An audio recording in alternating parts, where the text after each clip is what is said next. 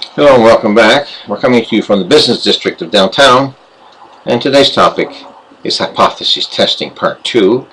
This presentation 8.2, and the materials in the workbook and textbook as you can see on the screen. We want to acknowledge the development team of Brad, Spencer, and Amanda. We're going to look at a few statements as you see coming on the screen here. We're talking here in this statement about natural gas usage, not significantly different from that of previous years. The null hypothesis, the mean gas consumption, is about the same as previous years. And the alternative is that it's significantly different, and the mean is not the same as 125. And we're suggesting that the way the null is formulated, it allows us to place this distribution of sample means at 125. The idea being that we cannot verify or prove a negative statement. The second is the claim given on the screen here. Teacher's salary is significantly above $90,000. The null hypothesis is not significantly above. It's around $90,000 or even less. The alternative, it is significantly above. And the null hypothesis suggests we can place this distribution at $90,000. The third example, lost baggage, percentage-wise, significantly below 20%. Null hypothesis is not significantly below, it's around 20% or more. And the alternative is, it is significantly below. And again, this allows us to place this distribution, in this case of proportions, around 0.20. Now we're going to this second screen here. The potency of a drug is not significantly above 6.00 milligrams per cc. The null would be basically the same statement, that it's around 6.00 milligrams. The alternative is significantly above 6, mucimex greater than 6, and again, allowing us to place that curve at 6.00. Average monthly credit card debt, not significantly different from $1,200. HO, it is not significantly different, it's around $1,200. And the alternative is that it's significantly different. This should be not equal to $1,200. So there's a mistake there. And so what's the essential hypothesis? It allows us to place the sampling distribution at a specified point.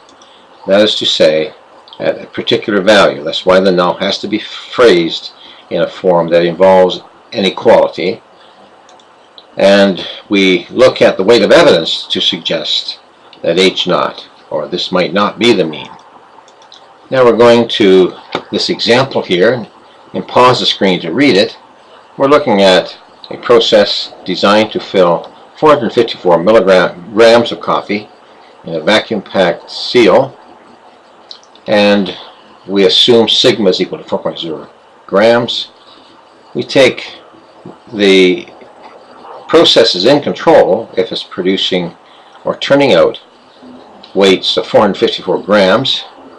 We take a sampling of 36 bags, and the mean is found to be 455.8. Carry out the details of the test. Part A, the mean weight is not significantly higher than 454. The alternative, it is significantly higher. So now we set this at a very high level, very remote if you wish. Alpha is 1%.